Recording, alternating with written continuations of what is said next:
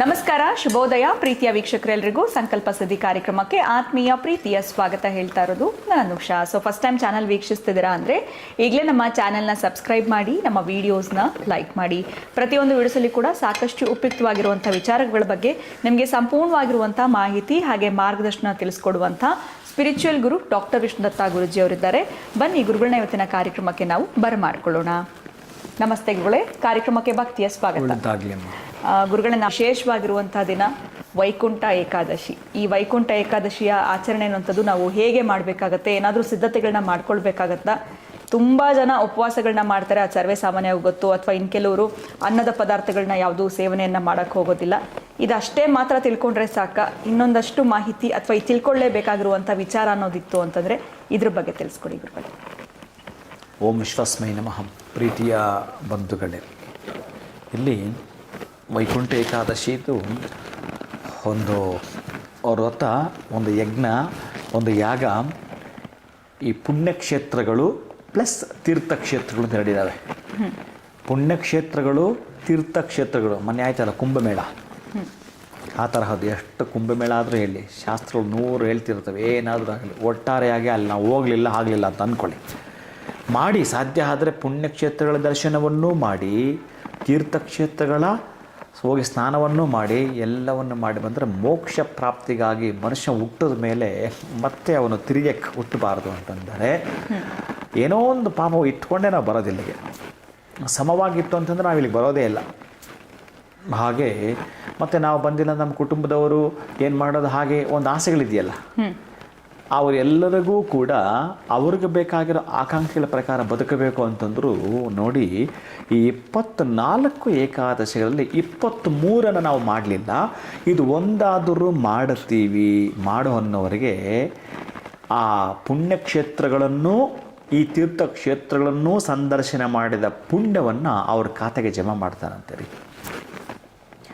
ಅದೇ ಮಹಾವಿಷ್ಣು ಗರುಡ ವಾಹನನ ಮೇಲೆ 33 ಅಲ್ಲ, ಬರೀ 3 ಕೋಟಿ ದೇವತೆಗಳೊಂದಿಗೆ ಬಂದು ದರ್ಶನ ಕೊಡ್ತಾನಂತೆ.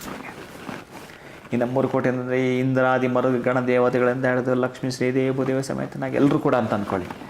ಒಟ್ಟಾರೆಯಾಗಿ ಉತ್ತರ ದ್ವಾರದಲ್ಲಿ ನೀವು ಪ್ರವೇಶ ಮಾಡ್ತಕ್ಕಂಥದ್ದು. ಅದರಲ್ಲೂ ಇನ್ನೇನು ಉತ್ತರಾಯಣ ಪುಣ್ಯಕಾಲ ಆರಂಭವಾಗುವ ಮುನ್ನ 1 ತಿಂಗಳ ಹಿಂದೆ ಈ ಮಹಾನುಭಾವನಾಗಿರ್ತಕ್ಕಂತಹ ಸೂರ್ಯನಾರಾಯಣ ಧನುರಾಶಿಗೆ ಪ್ರವೇಶ ಮಾಡ್ತಾನೆ. ಇನ್ನು 1 ತಿಂಗಳಿದೆ, ಈ ದಕ್ಷಿಣಾಯನ ಕಳೀಲಿಕ್ಕೆ 1 ತಿಂಗಳಿದೆ ಅಂತ ಎಚ್ಚರಿಸಲಿಕ್ಕೆ ವ್ರತ ಆರಂಭ ಆಯಿತು. ಅದಕ್ಕಾಗಿ ಇನ್ನು ಆ ಒಂದು ಸಂಕ್ರಮಣ ಮುಟ್ಟುವ ಮುನ್ನ ಈ ವೈಕುಂಠ ಏಕಾದಶಿಯನ್ನು ಆಚರಣೆ, ನಾಳೆ ಅದರ ವಿಚಾರಣೆ, ಅದಕ್ಕೆ ಸಂಬಂಧಪಟ್ಟಾಗೆ ವೈಕುಂಠ ಅಂದರೆ ಏನು, ಏಕಾದಶಿ ಅಂದರೆ ಏನು, ಅದಕ್ಕೂ ಇದಕ್ಕೂ ಸಂಬಂಧ ಏನು, ಇವೆಲ್ಲ ಕೂಡ ನಾನು ನಿಮಗೆ ನಾಳೆ ಸಂಚಿಕೆಯಲ್ಲಿ ಪೂರ್ಣ ತಿಳಿಸ್ಕೊಡ್ತೀನಿ. ನೀವು ತಿಳ್ಕೊಳ್ಳೋದು ಬಹಳ ಮುಖ್ಯ ಆಗುತ್ತೆ. ಯಾಕೆ ನಮಗಿರ್ತಕ್ಕಂಥ ಕರ್ಮೇಂದ್ರಿಯಗಳು, ಜ್ಞಾನೇಂದ್ರಿಯಗಳ ಕಥೆ ಏನು, ಇವೆಲ್ಲ ಕೂಡ ಅದಕ್ಕೆ ಲಿಂಕ್ ಇದೆಯಾ ಅನ್ನೋದನ್ನು ನಿಮಗೆ ತಿಳಿಸಿಕೊಡ್ತೇನೆ ಪ್ರೀತಿ ಬಂದರೆ. ಇವತ್ತೊಂದು ಸ್ವಲ್ಪ ನೀವೇನು ಅಂತಂದರೆ, ನಿಮ್ಮ ಹತ್ತಿರ ದೇವಸ್ಥಾನಕ್ಕೆ ಒಂದು ಸೇವೆ ಮಾಡಿ. ನಾನೇನು ಕೇಳ್ತೀನಿ ನಿಮ್ಮನ್ನಂತಂದರೆ, ನಿಮ್ಮ ಕೈಯಲ್ಲಿ ಸಾಧ್ಯ ಆದರೆ ಮಾವಿನ ಎಲೆಯ ತೋರಣವನ್ನು ಒಂದಷ್ಟು ಎಲ್ಲಾದರೂ ಹೋಗಿ ಕೊಂಡ್ಕೊಂಡು ಬರ್ತೀರೋ, ಅಥವಾ ಮರದಲ್ಲಿ ಸ್ವಲ್ಪ ತೆಗೆದುಕೊಂಡು ಬರ್ತೀರೋ, ತೋರಣವನ್ನಾದರೂ ಕಟ್ಟತಕ್ಕಂಥದ್ದು. ಇಲ್ಲಿ ತಳಿರೋ ತೋರಣಗಳಿಗೆ ಭಾಳ ಶುಭದ ಸಂಕೇತವನ್ನು ಹೇಳಿದ್ದಾನೆ. ಭಾಳ ಅದ್ಭುತವಾದದ್ದು. ನಿಮ್ಮ ಮಕ್ಕಳಿಗೋ ನಿಮ್ಮಲ್ಲೋ ಗೊತ್ತಿಲ್ಲ, ನಮ್ಮ ಮನೇಲಿ ಯಾಕೋ ಶುಭ ಕಾರ್ಯಗಳೇ ಜರುಗುತ್ತಿಲ್ಲ ಅಂತಂದರೆ, ಮಂಗಳ ಕಾರ್ಯಗಳು ಜರುಗುತ್ತಿಲ್ಲ ಅಂತಂದರೆ ಚೆನ್ನಾಗಿ ನೀವು ತಿಳ್ಕೊಂಬಿಡಿ ಪ್ರೀತಿಯ ಬಂಧುಗಳೇ.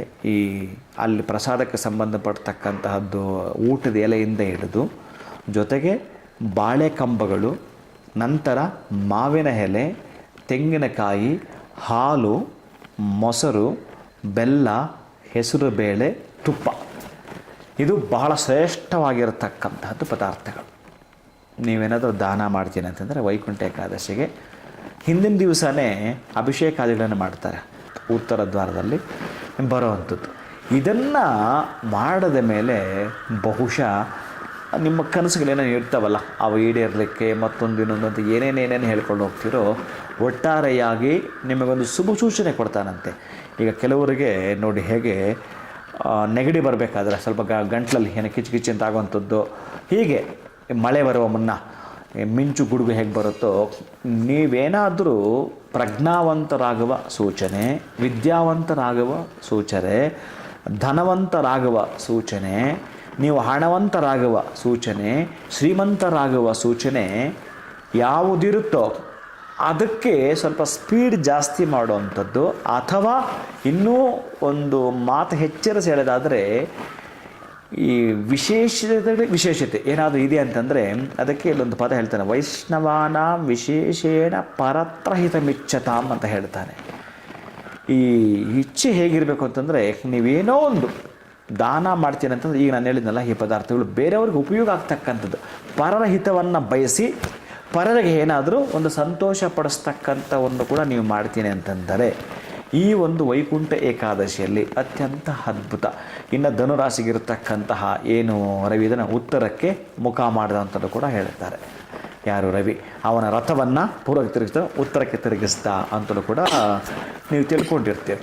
ಆದರೆ ನಾನೇನೋ ಸ್ವಲ್ಪ ಒಂಚೂರು ವಿಭಿನ್ನವಾಗಿ ಹೇಳಲಿಕ್ಕೆ ಅಂತ ಹೊರಟ್ರೆ ನಾಳೆ ಸಂಚಿಕೆಯಲ್ಲಿ ಪೂರ್ಣ ನಿಮಗೆ ಅದನ್ನು ತಿಳಿಸ್ತಾ ಬರ್ತೀನಿ. ಇವತ್ತು ಮಾತ್ರ ಇಷ್ಟು ಪದಾರ್ಥಗಳನ್ನು ಆಯ್ಕೆ ಮಾಡಿಕೊಂಡು ಕೊಡಲಿಕ್ಕೆ ನಮ್ಗೆ ನೆನ್ನೆನೇ ಹೇಳಬೇಕಾಗಿತ್ತು, ತೆಂಗಿನಕಾಯಿ, ಈ ತುಪ್ಪ, ಮೊಸರು ಅಂತ ಅನ್ನೋ ಬದಲಿಗೆ ಇವತ್ತು ನಾನು ನಿಮಗೆ ತಿಳಿಸ್ತೀರಿ. ಎಲ್ಲ ತಿಳ್ಕೊಂಡಿರ್ತೀರಿ ನೀವು ಆಲ್ರೆಡಿ. ಇಷ್ಟನ್ನು ಕೊಟ್ಟರೆ ನೀವು ಶ್ರೀಮಂತರಾಗುವ ಸೂಚನೆ ಇವೆ.